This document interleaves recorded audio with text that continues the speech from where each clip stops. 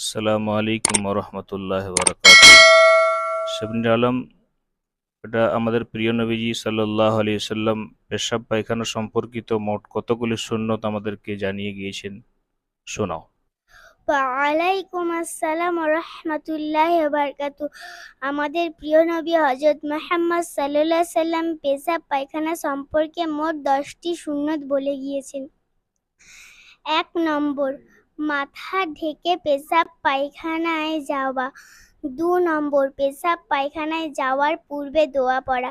3 নম্বর, পেশাব পায়খানার প্রথমে বাম পা ভেতরে রাখা।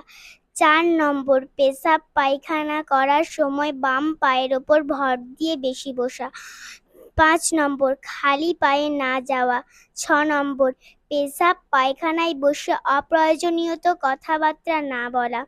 7 নম্বর, বসে পেশাব করা।